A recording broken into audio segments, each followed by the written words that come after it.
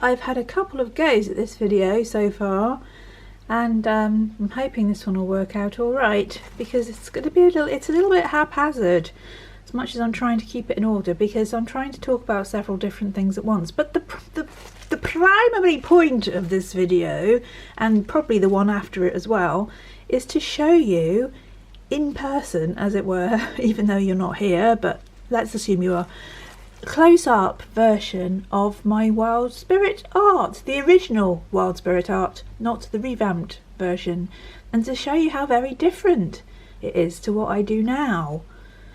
And what you're looking at here was going to be, I thought, the cover of the book, or on the box. This was my suggestion, which Llewellyn, the publisher, I don't remember them even saying anything about it. It was just rejected without a comment, and they settled on the Wandering Minstrel, where they were probably right to do so. That was the strongest design, but I was sad because I'd worked very hard, as usual, on this image. And as you can see, everything I'm going to show you in this video, at least most of what I'm going to show you in this video, is done in my very graphic line and dot style, as opposed to the later style of the Everyday Enchantment deck. This is the Wild Spirit original, and it's certainly very different in style. As you can see, everything's built up of tiny lines done with a rotring pen, and lots of dot shading. If you can hear squelchy noises, that's my slipper sticking to the floor, not because the floor is dirty, but because my slipper is a funny sticky thing, but that's irrelevant. Anyway, we're talking about dots and lines.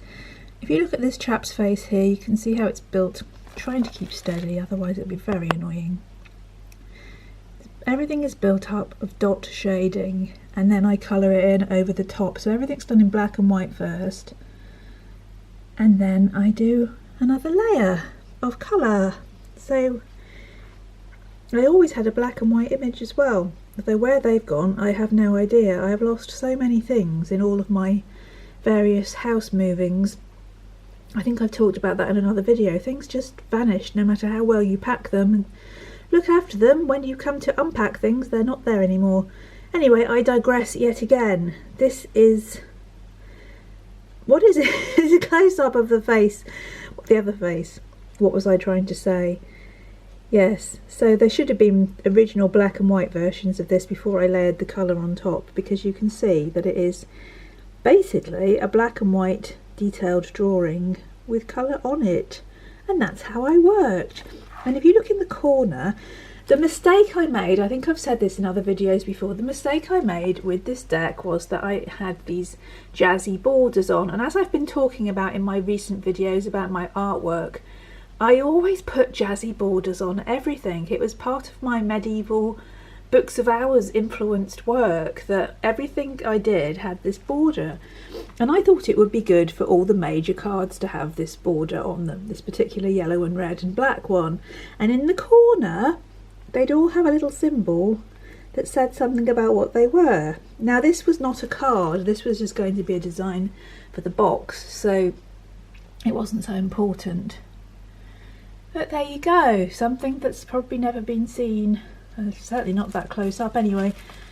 Right, now this is a more familiar fellow. This is the one they chose. This is the Wandering Minstrel, or the Fool. Wandering Minstrel is obviously his Wild Spirit name, and again he is built up of many dots.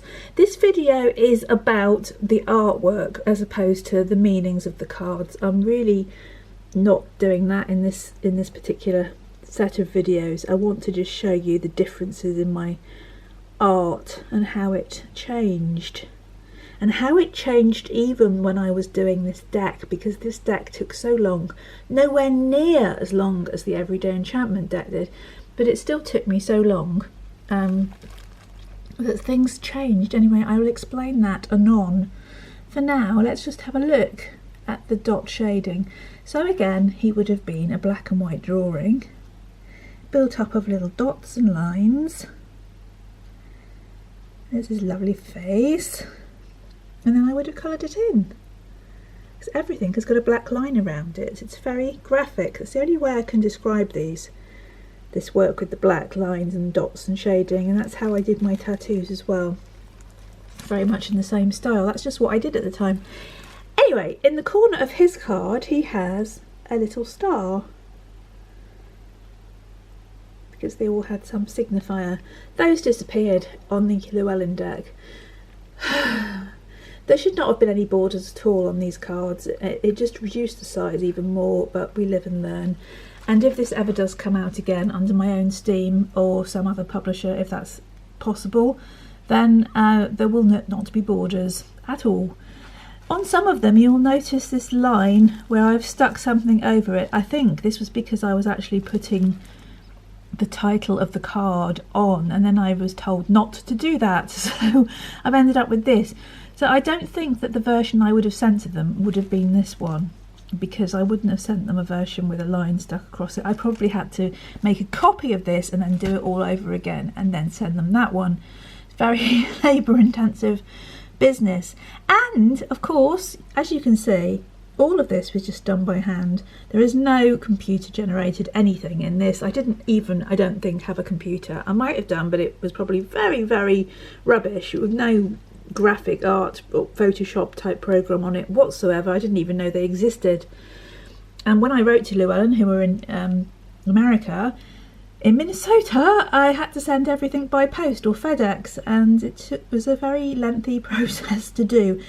Anyway, I'm just explaining why that was there. That looks botched, but that would have just been where I was trying to cover something over. So that explains that. It's not because I gave them a rubbishy piece of work. You can see it in this one as well. All the early ones have probably got this because I started them off and thought, no, best not do that. I've just realised I've missed somebody out, so that was the full Wandering Minstrel. Unfortunately, the only version I've got of the Cunning Man, who is the magician, I've actually stuck him onto this book, so he's not really very visible. We won't spend too much time with him because you can't really see him very well. But there he is anyway. You can see the same style, the same, all the dots building up the flames in the fire. And the fire sprite, everything is shaded with dots. I think we're focusing on his crotch a bit too much there. That's impolite. Let's move on to the wise woman. And she is High Priestess. Yes, she is, isn't she? And very illustrative of the dot building up process on her face, because she's so full of lovely lines of character that everything is just built up of tiny, tiny dots. To get the depth of her eye socket there, everything. It's all tiny dots. And the raven similarly. And the sea is even made of lots and lots and lots of lines. That's just how I worked. I didn't really question it at the time. That was just what I was doing. And you can see that. And she has in the corner a tiny bell. Oh, you just don't want to focus on that at all. Let's try this one up here. There you go. A tiny bell is her thing, because I had a rhyme that was included in the book, because the book had stories about all the characters, proper stories. The Everyday Enchantment has very sort of short little speeches by the characters, but this book had proper stories about the characters. And I think one of her rhymes was shells and bells and cones and stones, I feel it in my blood and bones. So she has a little bell as an indicator. Right, again, this is one of the early ones, so it's got this where I've covered up the title that I put on. This will be the Empress, or in this case Mother Nature. And you can see very much, if you look at the rabbits, they're just made up of tons of tiny little lines. And then the dot shading on the leaf. And another piece where I've stuck something over at the bottom where it probably had the bottom title. I must have had to, there must be a version somewhere where maybe they've still got it. I don't know. But you can see anyway the style. I'm going to hang around on these too long, but I just, you know, you've probably never seen them. You've seen a tiny card which was made even tinier by the borders, and then the border around the border on these cards, so you will have never seen the detailing. And that's a shame, because I can show it to you, because I have them. Hooray! Anyway, here is one that I was not happy with, and I would change him radically if I could. He is the Lord of the Wild, or the Emperor, and he is entirely dotty in terms of his shading. All of his muscles and his veins and everything, it's just made up of lots of dots. His armband, the background of the cave is all dots. It's very interesting to me looking at this to see how I used to work, because of course I don't work like this anymore. And it's almost like a revelation, thinking, goodness, you know, that was very labour intensive. You create a whole black and white dot image and then you go over it again. But there you go, that's what I did. Anyway, his image is, his little signifier in the corner is a piece of flint for making tools, such as his arrow spearhead here. Yes, but I was never satisfied with him. I think he has an energy and a passion and a kind of roar about him. I wish I could do that properly. Sort of, yeah, you know what I'm saying. He has something about him, doesn't he? But I wasn't ever entirely satisfied. I'd like to do him again, really. This is the Interpreter, or the Hierophant. He is, again, a very dotty man. All of his shading is made up of tiny dots, the rocks. Around his neck he's wearing a necklace with a bone, a cone, a bell, an acorn cup, I think, maybe a shell, I'm not sure. But these are the things that you wouldn't see necessarily on the tiny card. I really didn't factor in on my first tarot deck that things were going to get so small that you would never see them. So this is why it's a pleasure to be able to do this now, and to actually show you those things that were virtually invisible. There's a little being there, a little sprite, one of his companions, and the owl up here coming in, all bringing messages to him. They're all speaking with him. He's listening to them. I'm not really going to be explaining the cards here. I'm just... yeah, I should leave that. I'm talking about the art rather than the meanings just at the moment, but that's what all of this swirly, lovely, coloury, dotty things going on. He's picking up. He's interpreting the messages of spirit, basically. That's what he is doing as his interpretation. That's how he interprets, because he is the interpreter. Anyway, oh, what's his signifier? For some reason, he has a triangle. I don't know why. That is lost in the mists of time to me, why he has a triangle. Maybe that becomes clear when you read his story, but I don't know. Don't know why that is there. There you go, being honest. As I do try to be. This is the lovers, or in my case the soulmates. Lovely couple, beautiful faces, made of little dots. I know you'd probably like to see the whole picture, but it's easier because I'm showing you the details just to hone in. If I come up here, it's not really giving you a lot. If I go down and just focus in on bits, that's his buttock, so maybe I shouldn't focus on that too much. I don't want to be impolite to my lovely characters. I feel very, very fond of these people. They became very real to me, especially as I was writing their stories, which I felt like they were telling me. So yes, I think they're lovely. One of my favourites, because guess what, it's got the twilighty feel that I like so much. And their signifier in the corner is an egg of fertility. This is the Chariot, or in my case the Hunter. Has that same forward directed, focused energy. Even though he's not moving, he is going to be moving his arrow. That might have been confusing to some people. but in the story it would have been made clear about the energy of it. That's why they all had stories. He has a little arrow as his signifier, all the leaves dotty. Let's have a look at his face, it's very nice. All made of dots. Trying to keep as still as I can here, but it's not exactly easy. With the best will in the world. I'm realising I'm running out of time. I have to whiz through a couple more.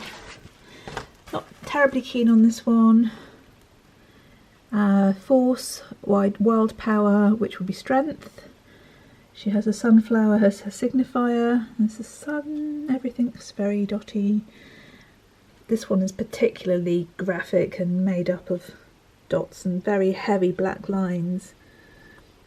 There's some lovely colours in there. Look at the rocks there. There's some really lovely colours, and when I say I don't really like this one, it's just not one of my favourites, shall we say. That's bound to happen when you're doing 78 cards. Okay, this is the healer, who will be the hermit. Some of these cards, obviously, you've seen the revamps of. There are videos on this channel of the revamps that I've already done, and she is one of them. And she looks quite different now because I can't work in this very graphic, black-edged, dotty style. I wouldn't know how to do it anymore. It stopped being my way of working, and I don't think I could ever go back to it. But the dots there describing the energy. Dots in the cup. Of course, the colours laid on top really bring it to life, and there's lots of variations of shading. It's not just, you know, black and a wash of colour. It has got a lot of... Well, look at the teacup there. You can see how many different colours are in that teacup. And that's tiny on the card, so you might never have seen that. And she has a little sprig of a herb in her corner as a signifier. This is the Wheel of Fortune, or in this case, Dance of Life, Web of Fate. I was worried about when I'm doing revamps of these cards that I will lose that essential fairy tale kind of storybook quality that a lot of these cards had, which I think was kind of charming, even though I can't replicate it anymore. And the reason I started doing revamps is because some of these cards are missing, so I have to do the whole deck from scratch so that they're all of one type. I can't use these because lots of damaged and missing, so yes, this was rather nice.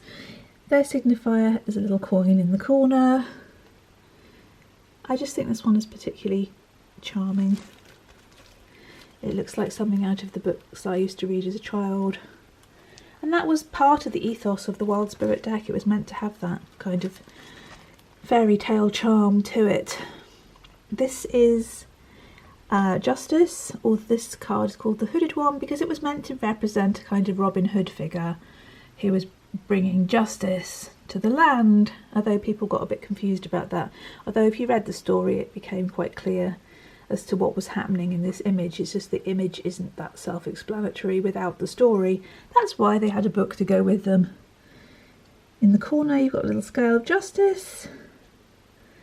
Everything's very dotty here. This man here is extremely dotty, dot shaded, with coins in the bag. I'm going a bit quicker than I'd like to, just because I'm running out of time. This is Silence, or the Hanged Man. And the signifier in the corner is an eye. I don't know why. Don't know, can't explain that. And it's obviously something you'd have to read the book about. Sorry if you think I'm not being very bright about this, but it's a long time ago since I did this originally. And I haven't looked at these original borders for ages because they were in storage for such a long time, so... Yes. Lovely face, lovely hawk. Lovely castle, pleased with. Right, moving on. Not so pleased with this one. Was glad to do a revamp of it. If you have a look at the video of the revamp, it's much improved. But this is how he was originally. Now it looks to me like he has an egg as well. So I'm not sure. They shouldn't both have eggs, the lovers and the rebirth death card. So I'm not sure about what was going on there. It's the baby and the old man and the rabbit coming out of the hat. and the bones of the rabbit that get transformed into a living rabbit again, just like the baby will, the old man becomes the baby becomes the old man, etc. Right, this was, I'm going to run out of time, I'll have to stop now. Okay, we'll leave it there, I'll make another video. Please come back for second part. Thank you, bye.